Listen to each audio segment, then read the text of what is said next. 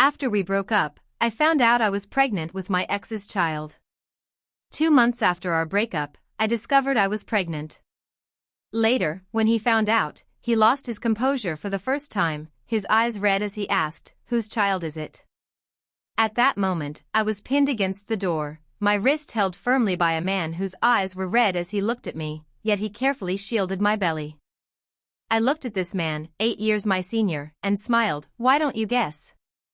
Augustinus's eyes were faintly tinged with collapse. He took a deep breath, bent down to meet my gaze, and said, "Luna, I'm not joking with you." "I know." I looked at him, struggled for a moment but couldn't break free, so I resignedly said, "Let go of me first, and we'll talk slowly." He obediently released me, but his eyes never left me. The two of us sat on the sofa. I touched my belly and spoke softly, "I've been pregnant for 2 months." After saying that, I looked at him again. Our eyes met, and I saw shock and daze in his. I thought he must have already known whose child this was.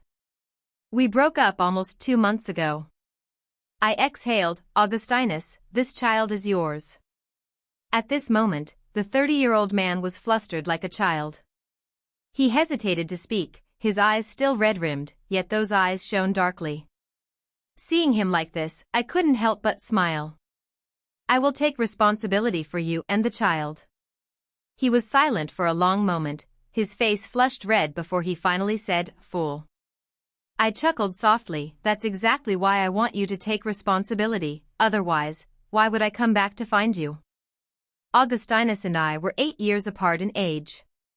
The first time I met him was when I was 9. During the May Day holiday, my parents took me to visit my grandmother in the countryside, a 5-hour drive that was quite long. The car had only gone halfway when I dozed off. When I opened my eyes again, it was already dawn the next day. After spending a few days with my grandmother, I couldn't stand it any longer and ran outside. By a small river, I saw him. The boy wore a white shirt, his hair tousled by the wind, faintly covering his delicate brows and eyes. He stood under a tree, and when he saw me, he paused for a moment before instinctively breaking into a smile. The clean and gentle young lad instantly touched my heart. At that time, I only thought this older boy was very handsome. No one knew then that the two of us would later share such a deep connection. He looked up at the sky, a smile in his eyes, and said softly, "Little one, go home early, the sun is about to set." I nodded on a whim, said thank you, and then left. It was only later that I learned he had also come back to the countryside to visit his family. I thought I would never meet him again, but because of the dog, the red thread in our hands was tied. "Max!" I shouted angrily, pointing at the dog beside me. The dog I scolded lowered its head but steadfastly stood in front of the other dog. Seeing this, I scooped Max up and pointed at his nose, scolding, "You actually brought a wife home from outside? Did I give you permission?" Probably intimidated by my fierce yelling, he lowered his head even more, but muttered softly in discontent. I pinched his big face and continued shouting, "I already have a candidate dog from the next neighborhood is pretty good. What's wrong with you, can't wait?" Max avoided my gaze, not daring to look at me. Meanwhile, another dog beside him couldn't help but paw at my clothes. Seeing this, I sneered sarcastically, "Oh, playing protector now."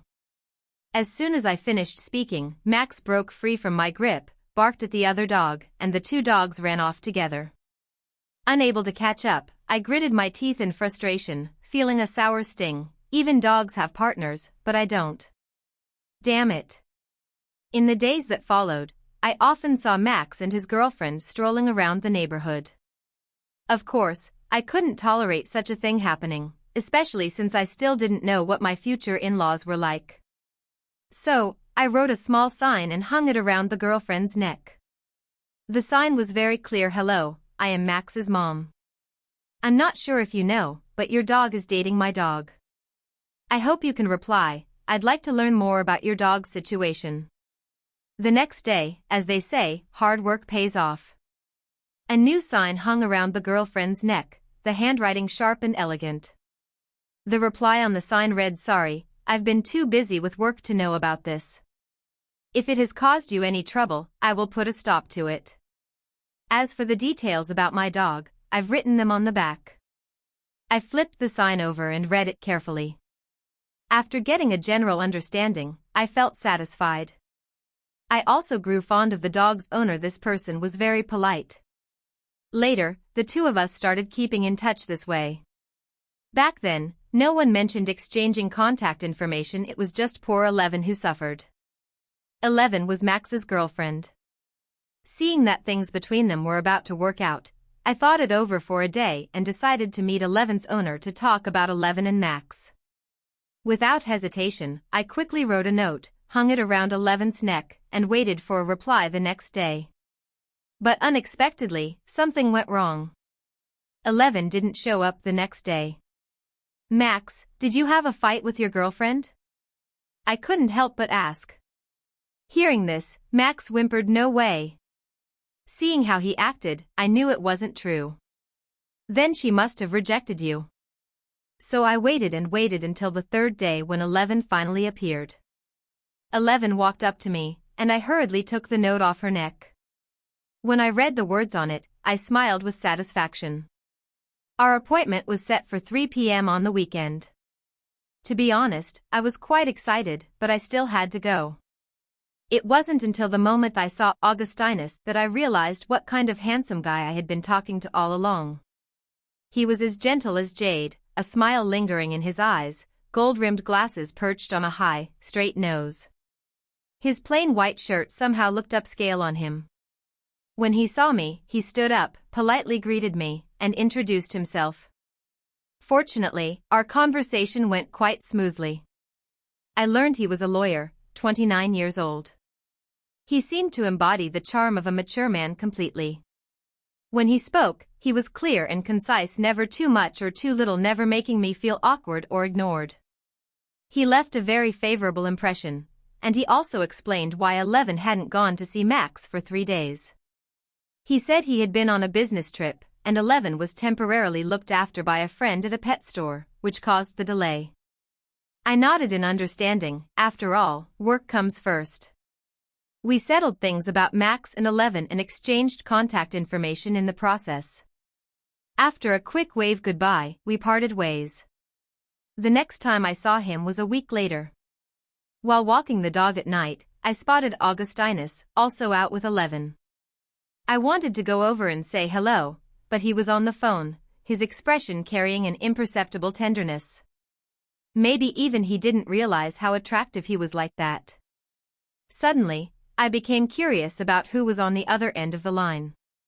After a few seconds of hesitation, I decided to wait until he finished the call before approaching, but Max, who was in my hand, had other ideas entirely.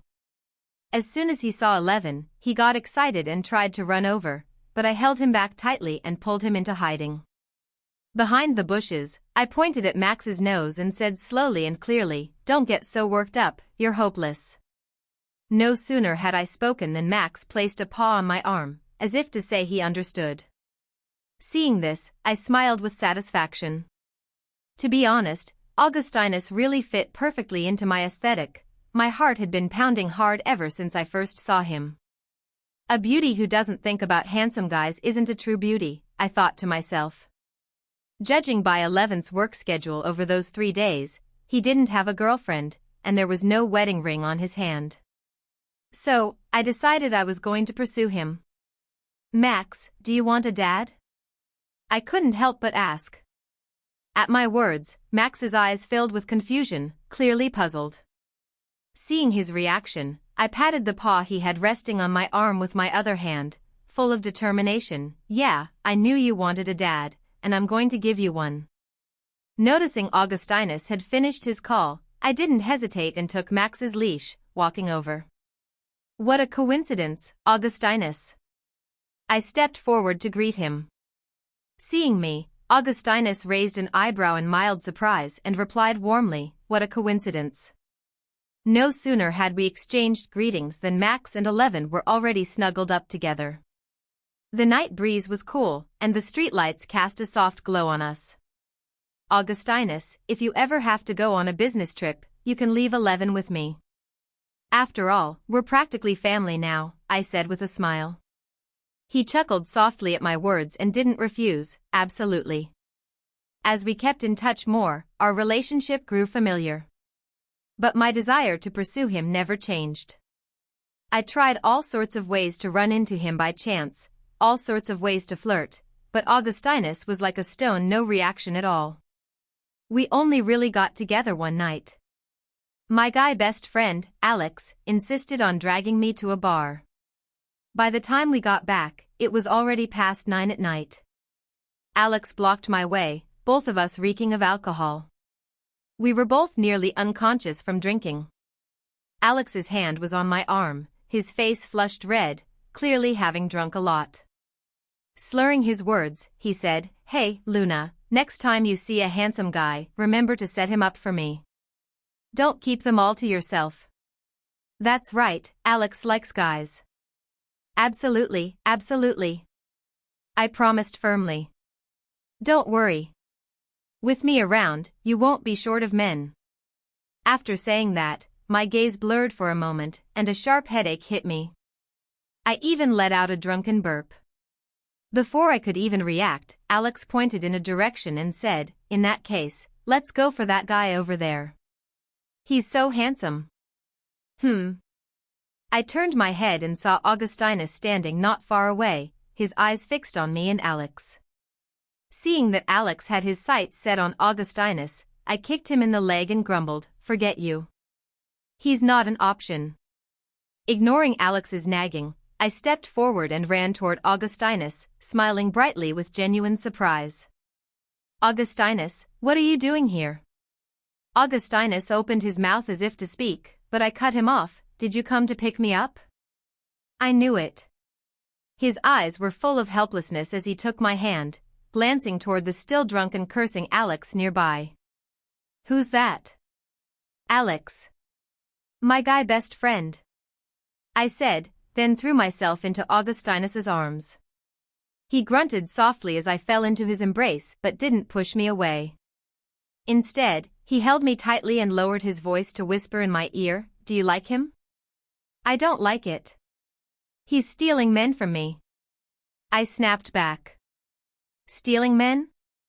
"Yeah, Alex has his eye on you. He wants me to help him chase after you." "Chase after me?" Augustinus froze for a moment, then after a few seconds, a smile tugged at the corner of his mouth as he pinched my earlobe. "So, did you agree?" "No way. I would never give you up to him," I said, tightening my grip on his shirt. I heard Augustinus chuckle softly, then lowered his head to rest his forehead against mine. "Luna likes me?" "Yeah, she does." Later, Alex was sent home by a friend, while Augustinus picked up the conversation where it left off. Augustinus lowered his gaze and said, "Luna said she likes me, right?" "Yeah, she does." No sooner had I spoken than the man reached out and pinched my cheek, almost sighing softly, "So, don't you want to show it?" "Show it?" Hearing this, I stood on tiptoe, trying to kiss him, but because I wasn't tall enough, I only managed to kiss his chin. "I can't reach you." "Even on tiptoe, I can't reach. Want to kiss me?" he asked. "Yeah." "All right, then I'll help you." With that, Augustinus bent down, one hand resting on my back, and his lips met mine. But it was just a gentle touch, fleeting and gone in an instant. A smile lingered in his eyes, his voice slightly hoarse. "You won't need to stand on tiptoe anymore, I'll bend down for you." The drunkenness was suddenly shaken off more than half. I covered my mouth in disbelief, stammering, You kissed me." "Yes, I kissed you." Augustinus's smile didn't fade as he nodded. "So I'll take responsibility for Luna." "Really?" I felt my mind was still tipsy, somewhat unreal. Seeing me like this, Augustinus took my hand, our fingers interlacing, and slipped our joined hands into the pocket of his coat. He lowered his head and said, "Let's go home, it's cold outside." It was a summer night during the vacation, and the evening breeze was blowing hardly cold. But I didn't argue, knowing it was late and time to go home and sleep. Later, he walked me to my doorstep, waved goodbye, and seeing me keep looking back with reluctance, he chuckled softly, "Go back inside. I'll bring you breakfast tomorrow." Okay. I spent the whole night thinking about it. It felt like a dream, unbelievable. Could I really have won over such an outstanding man? The next day, I got up with dark circles under my eyes. Just as I finished tidying myself up, my phone rang. Seeing the contact name, I perked up, pressed the answer button cautiously, and said, "Hello?" There was a brief silence on the other end, then a soft laugh. "I'm outside your door. Come open it." Hearing that, I didn't hesitate. I stood up from the sofa, slipped on my slippers, and went to open the door. "Just got up and freshened up?" Augustinus asked. "Yeah." I nodded, scratching my head awkwardly. "Come in quickly." Augustinus didn't hesitate either. He turned to close the door, changed into his shoes, and then pulled me toward the dining table. Holding a small steamed bun in my hand, I pursed my lips and whispered, "Yesterday I got drunk." Do you still remember?" Augustinus smiled and looked at me. "I do, so you wouldn't regret it, right?" he asked. Hearing this, I immediately shook my head. No, I wouldn't regret it." "That's good." This must be one of my earliest memories with Augustinus. As for after we got together, I frowned slightly. It really did feel a bit like a father taking care of his daughter. When we first started dating, I was quite cautious, but as we spent more time together, I gradually let my guard down. "Augustinus," I said to him over the phone, gazing at the distant scenery, "it's going to rain." There was a pause on the other end. "I put an umbrella in your bag this morning. Remember not to get caught in the rain. I'll come pick you up from school later." Okay. At university, I chose not to live on campus but rented a place off campus. Augustinus would come by from time to time to take care of me. After class, I looked out the window and noticed a gentle drizzle had started. My fingers brushed against the umbrella beside me, and a smile immediately spread across my face. Just as I stepped out of the school gate, I saw Augustinus waiting outside. He walked over holding an umbrella, draped his coat from his arm over me, making me feel warm. Then he adjusted his glasses, his eyes smiling as he said, "Let's go home." Okay. Watching the rain fall outside the window, I couldn't help but feel sleepy. I turned to look at Augustinus in the kitchen and yawned. "Augustinus, I want to go to sleep." Hearing this, Augustinus came out of the kitchen, took off his apron, walked over, patted my head, and gently said, "Go to sleep. I'll call you when dinner's ready." The moment my head hit the pillow, I fell asleep, strangely comforted by the sound of rain outside. When I woke up again, it was already dark, everything around me was pitch black. I was dazed, and an inexplicable feeling of grievance welled up inside me.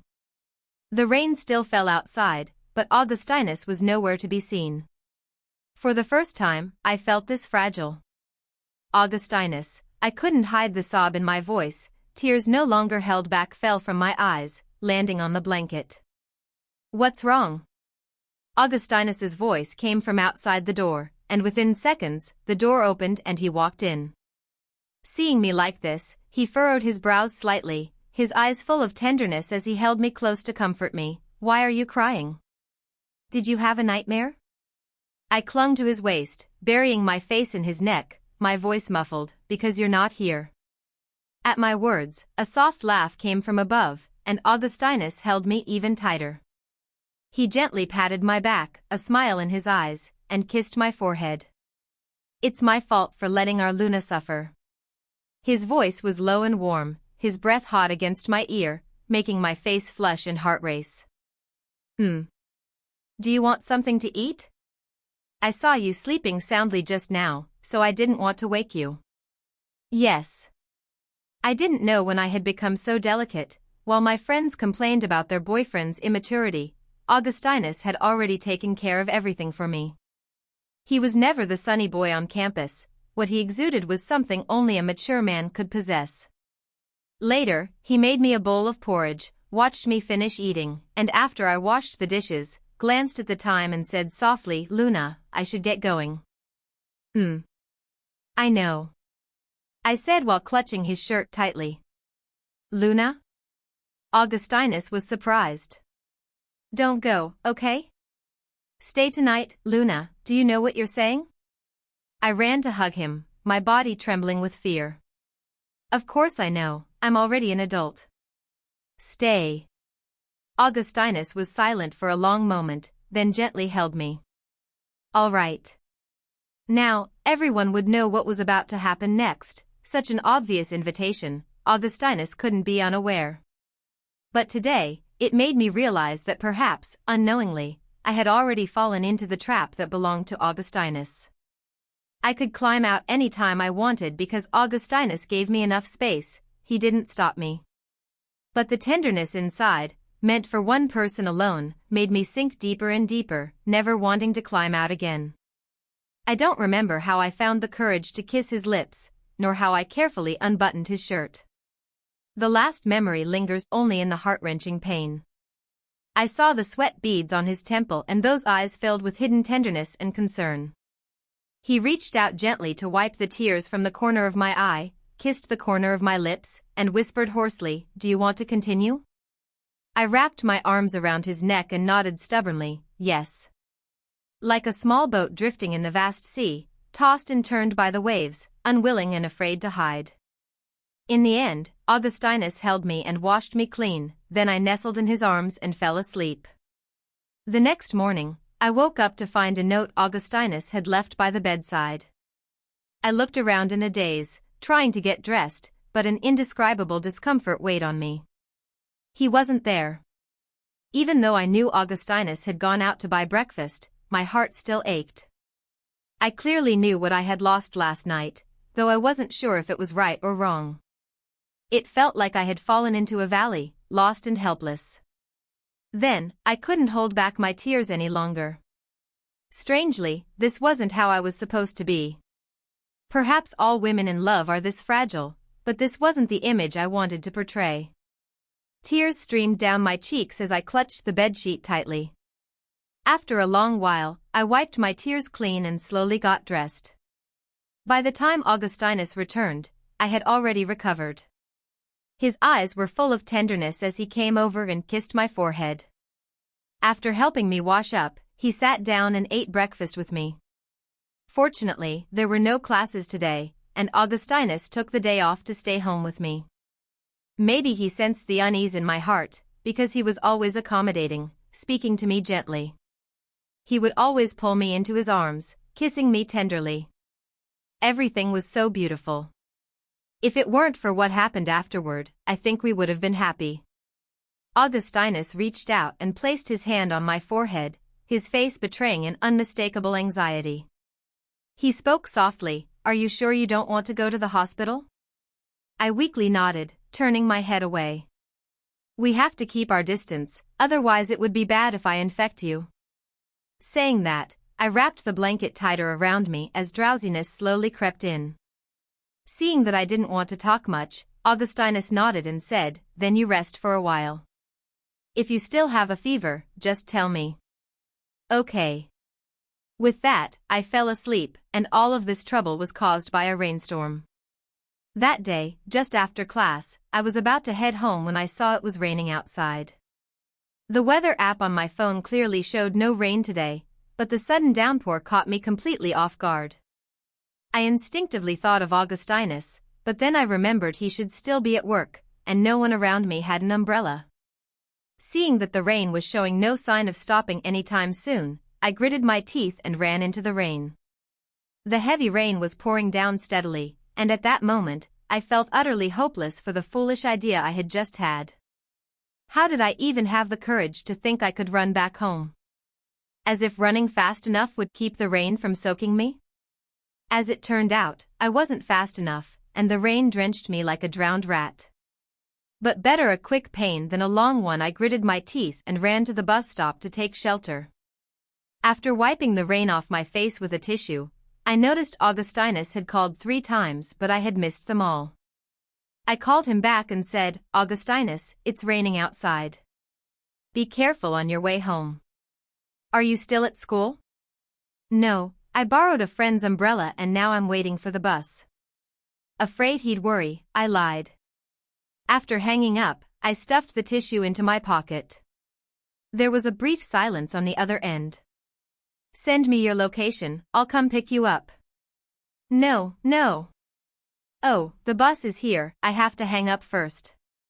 With that, I ended the call. Well, work hard, Augustinus. I waited a while before the bus finally arrived, but in the sweltering summer heat, the air conditioning inside the bus was like adding insult to injury for me, already soaked from the rain. Half-dazed, I made it home. To prevent catching a cold, I took a hot shower and messaged Augustinus to let him know I was home. Then I collapsed onto the bed and fell asleep. I didn't expect to still have a fever that night.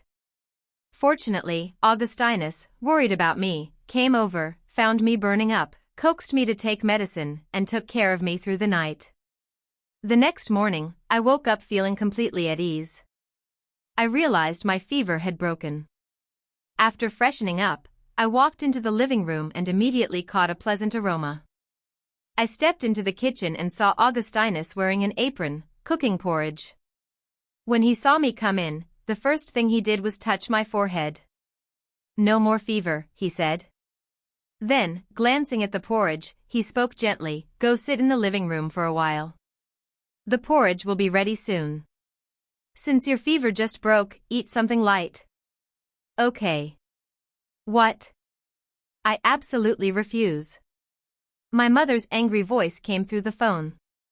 I gripped the phone tightly and pressed my lips together. Mom, why do you disagree? I asked.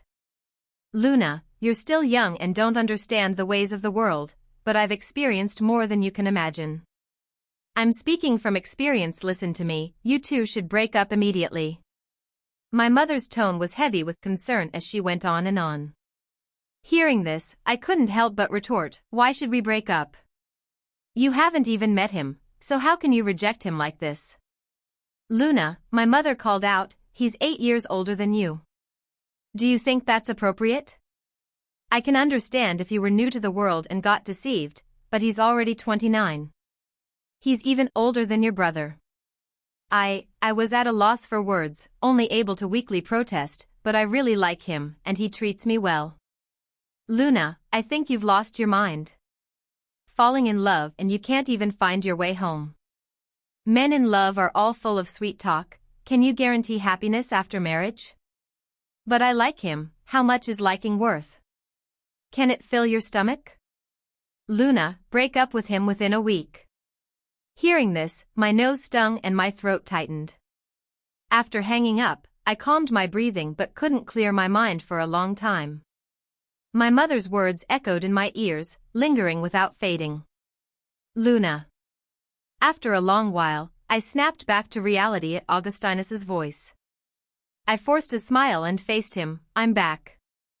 Augustinus embraced me with a smiling face, his expression quite weary, but his tone gentle, yeah, you're back. He was always like this, exuding a charm that boys in school never had, a graceful gentleman, warm and refined like jade. Although I am not currently living with Augustinus, he often stays over at my place. We are like an old married couple, as if we have been together for a long time. I haven't forgotten my mother's advice, I just keep it in my heart and try not to think about it. Yet, no one could have guessed that this very advice would later become my source of courage. Lately, I have been out interning, and by coincidence, I am studying law. Thanks to Augustinus, I managed to secure an internship at his law firm. When I arrived, everyone at the firm was quite attentive to me, everyone was very friendly, which made me grow fond of the place.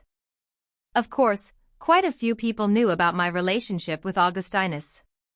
That day, I went to the firm as usual and greeted my colleagues as I always did. But their looks toward me were rather complicated, and I was puzzled, not understanding why they looked at me that way. It wasn't until Marina, a fellow intern, came up to me and whispered, Luna, do you know Natalie? Natalie? I lifted my eyelids. I know her, what's up? The name Natalie was quite well known online as an influencer. She made videos on a certain platform and had a considerable number of followers. I didn't understand why Marina suddenly brought up that name. She tugged at the corner of my shirt and whispered into my ear, Natalie is at our law firm right now. I looked at her in confusion. So? Marina added quietly, she's with lawyer Joe, and I saw her being pretty affectionate with him. Her voice grew softer and softer until it was barely audible. Hearing this, I just nodded, not taking it seriously.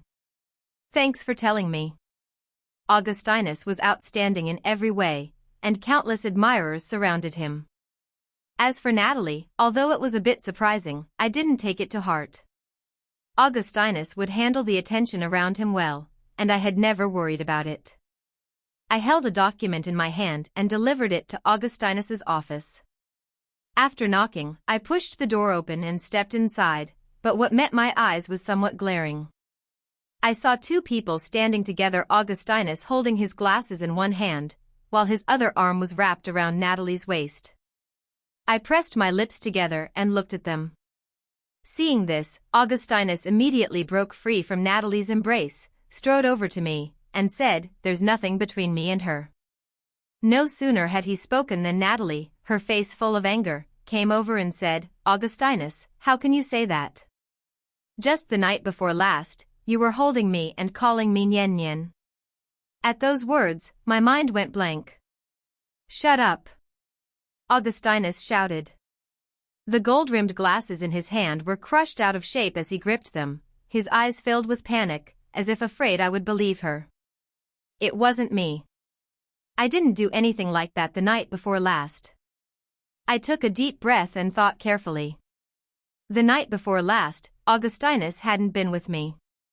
I didn't doubt that Augustinus had cheated because his character was trustworthy, but my silence came from beginning to face the reality of my relationship with Augustinus.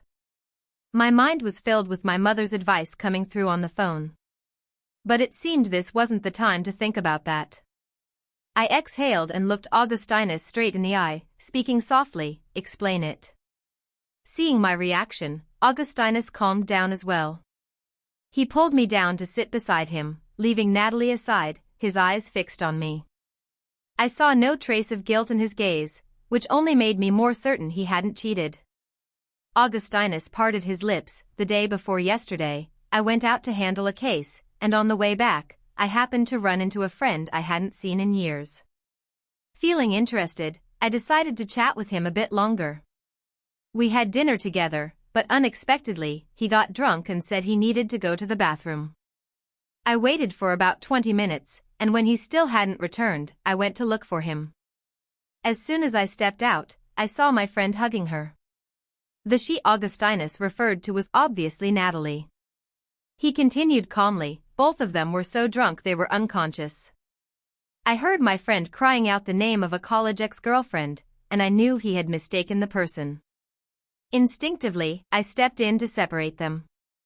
At this point, Augustinus paused, lifted his eyelids to glance at me, then lowered his head and said, who would have thought this lady, without any hesitation, came up and hugged me, saying I had to take responsibility for her. Later, Augustinus probably didn't know how Natalie found out about him, but she came looking for him. A woman drunk to that state could do all sorts of unbelievable things. I listened to the gist, nodded, then looked at Natalie and said, Ms. Chi, do you understand what happened? Natalie, whom I addressed, was already pale. She bit her lip and said unwillingly, how can you just believe his one-sided story? Who knows if what he said is true or not? Upon hearing this, before I could even speak, Augustinus interrupted her, believe it or not, we can just check the surveillance footage. Coincidentally, I know the owner of that hotel. Want to go take a look? Natalie felt caught in a dilemma. The woman pressed her lips together and whispered, sorry. The matter was left at that. Yet, the lingering thought in her heart refused to dissipate. I began to face the reality of my relationship with Augustinus. Can a couple with an 8-year age gap really ignore the judgments of those around them and be together? Perhaps it wasn't just my mother who disapproved of me being with Augustinus, maybe his parents wouldn't approve either. A 3-year difference is a chasm. Suddenly, I understood the pain in my mother's heart. During the time I was with Augustinus, my emotions were always stirred and unsettled because of him. At the time, I didn't understand why, and I was also hurt because it was my first loss. It all stemmed from not having enough security. Augustinus and I were truly 8 years apart. Although he would occasionally make time to be with me, the missing sense of security was never restored. Just like the last time I had a fever, if Augustinus hadn't been working but was instead a university student, maybe I wouldn't have worried so much. Maybe I wouldn't have stood there at the bus stop, drenched like a drowned rat, looking like a fool. I felt that I was being overly sensitive, yet I couldn't hide the disappointment in my heart. I remember a close friend of mine, after starting a relationship, would often be anxious and insecure. So dramatic. Back then, I didn't understand why, but today I truly empathize. Maybe at this moment I'm still being overly sensitive and difficult. I've begun to slowly dislike myself. But perhaps Augustinus and I really aren't right for each other. I took a deep breath, steadied myself, and threw myself back into work.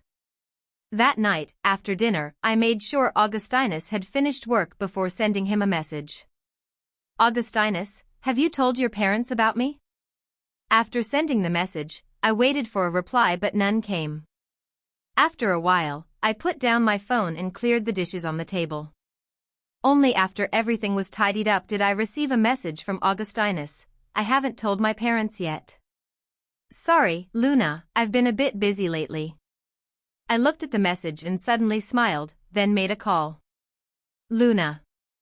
Augustinus's voice was very pleasant, like two fine jade stones striking each other, clear, cold, and captivating. It was easy to fall deeper and deeper into it. Luna, once I get through this busy period, I'll tell them, he said softly. I could hear the weariness in his voice, but if I didn't break up with him today, I might never find the courage to do so later. I pressed my lips together and asked softly, do your parents agree to us being together? There was silence on the other end, only the sound of his shallow breathing. My heart felt as if it was being torn apart, the pain so intense I could barely breathe, yet it bled profusely. Luna, I will make them agree, Augustinus said hoarsely after a long pause. Perhaps during our time together, Augustinus had indirectly asked his parents for their opinion, and the answer must have been an unchangeable refusal. He is a determined man who never gives up until he achieves his goal. Yet, after I asked him that question, he remained silent for a long time, which shows just how resolute his parents' stance is. With that obstacle from our parents, how could the two of us possibly face what lies ahead? The ringing in my ears was relentless, making me restless. Suddenly, I felt like vomiting, but I held it back. I heard myself clearly say a few words, Augustinus, let's break up. Mom, I'll come home to have dinner with you today. I looked out at the heavy rain outside the window and murmured. After a few seconds of silence on the other end of the phone, a voice finally came through, not happy? No, it's just that I haven't been home for a long time. I want to spend some time with you and Dad. All right, come back. I'll go out to buy groceries soon. After hanging up, the only sound left in my ears was the drip-drop of the rain, as if it was all pounding on my heart. My thoughts drifted back to last night, recalling everything after I proposed the breakup. Augustinus, let's break up. After saying that, I lowered my head and whispered softly, I'm sorry. Then I hung up. Later, I saw one missed call after another from Augustinus, along with unread messages. My vision blurred more and more, and tears fell like beads with broken strings, unstoppable no matter how hard I tried. In the end, I simply deleted Augustinus's contact information out of sight, out of mind. Everything had just happened, yet it felt like a long time ago. And that night was destined to be anything but peaceful. When I got home, my mother was cooking in the kitchen. I walked over, washed my hands, and helped her wash the vegetables. I made all your favorites today, my mother said with a smile. Thanks, Mom. By the way, my mother suddenly spoke up. Have you and Augustinus sorted things out? We broke up. As I spoke, tears welled up but I forced them back. You broke up? When did that happen? My mother asked in surprise. Last night. Upon hearing this, my mother leaned in. How did that guy react? Who was it that advised me to break up? I ended things and hung up right after. After washing the vegetables, I wiped my hands. He called and messaged me a few times after that. And then nothing? Nothing. After breaking up with Augustinus, I spent 2 months in quiet routine. Though I say quiet, it wasn't really so. Augustinus would stand outside my house for long stretches every day. Probably realizing I had blocked all his contact info, he started taking action. In the end, for convenience, I decided to live on campus, sticking to a strict routine between classes and dorm. The day after we broke up, I quit my internship at the law firm. That way, Augustinus and I would truly have no reason to see each other. And just 2 months after the breakup, I found out I was pregnant. At first, I noticed my period was late the first month, but I didn't pay much attention. When it didn't come the next month either, I frowned and started thinking about how I'd been feeling these past few days. The more I thought, the faster my heart raced. Finally, I put on my coat and took a taxi to the hospital, stubbornly wanting to get checked out. The news I received was no surprise. I was pregnant. Clutching the report in my hand, a flood of complicated emotions surged inside me, impossible to suppress. I now knew clearly that there was a child inside me, a child belonging to both Augustinus and me. But Augustinus and I had only broken up less than 2 months ago. I furrowed my brows, unsure of what to do. After a long silence, I felt I should go and talk to Augustinus. But who would have thought, before I could find Augustinus, the news of my pregnancy had already reached his ears. Later, I found out it was a former colleague from the law firm who had taken a photo of me coming out of the obstetrics department holding the report. Augustinus pinned me against the door, one hand gripping both of my wrists, while the other carefully shielded my belly. I was forced to look up at him, and it was the first time I saw his eyes redden. This man, 8 years my senior, was losing his composure before me for the first time. Whose child is it? His eyes churned with emotion, like a raging river, before finally settling into calm. I smiled softly and whispered, "You tell me." A flicker of collapse crossed his gaze, but he simply leaned down to meet my eyes. "Luna, I'm not joking." I struggled to resist, but couldn't break free, so I finally gave up and instinctively lowered my voice. "I know. Let go of me first, and we'll talk slowly." He obeyed obediently, releasing me, but his gaze never left me. We sat on the sofa, and I touched my belly, speaking softly, "I'm 2 months pregnant." After saying that, I looked at him again. Our eyes met, and I saw the shock and stunned disbelief in his. I thought he must have already known whose child this was. "We broke up almost 2 months ago," I exhaled. "Augustinus, this child is yours." At that moment, this 30-year-old man was as flustered as a child.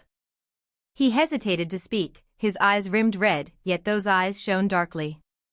Seeing him like this, I couldn't help but smile. "I will take responsibility for you and the child." After a long silence, he blushed deeply before finally saying it. "Fool," I chuckled lightly, "that's exactly why I want you to take responsibility, otherwise why would I come back to you? Then why did you want to break up in the first place?" I shook my head and met his gaze. "This is my problem. I'm sorry for not considering your feelings and letting you end up like this, but I promise, I won't do this again." It was like a vow. I smiled at him. Augustinus's Adam's apple moved as he lowered his eyes and murmured, "I'll tell my parents about us. I didn't have the chance before, but this time I'll give you the answer you want." "Okay." In an instant, my heart settled. "Mom, I'm pregnant." I looked gently at my mother in front of me. "What? When did this happen?" She was shocked and angry. I've been pregnant for 2 months. It's Augustinus's child. You child, how could you? How am I supposed to talk to you? Oh. My mother clutched her chest, gasping. Mom. Seeing this, I quickly steadied her. I know I went too far, but Mom, I really had no choice. Besides, all of this is because of me, which is why things are like this now. I don't want my child to be born without a father. Mother wiped away her tears, her hand trembling as she pointed at me. You. What am I supposed to do? Does Augustinus know about this? Not yet, I just found out I'm pregnant today. If I hadn't interfered, maybe you'd still be with Augustinus now. I know you still think about him. This child can't be without a father. It's only today that I've come to understand when you were little, I could overlook your thoughts, but now, I won't interfere anymore. Mother continued, Augustinus treats you well. At first, I thought the age difference between you two was too big, but now I think, whatever, why bother about that? Augustinus is older than you, he can take better care of you. Hearing this, I knew Mother had softened, she no longer opposed me being with Augustinus. My thoughts slowly settled, and the words she said that day faded from my mind. For the first time in a long while, I breathed a sigh of relief.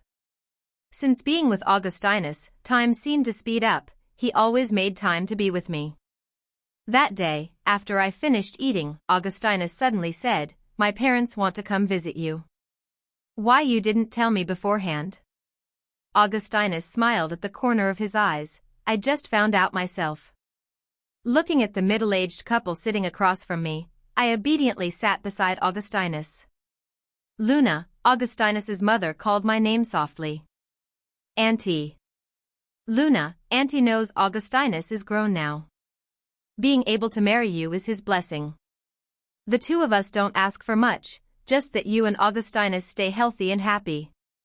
Augustinus's mother spoke in a gentle tone that quickly put me at ease. A smile played on my lips, and when I felt Augustinus secretly take my hand under the table, my smile grew wider. Augustinus's mother's eyes were full of kindness as she looked at me warmly, holding my hand and saying many things. Augustinus kept his gaze fixed on me, his eyes brimming with undeniable affection and tenderness. I thought to myself, perhaps the story between Augustinus and me was about to have a new beginning.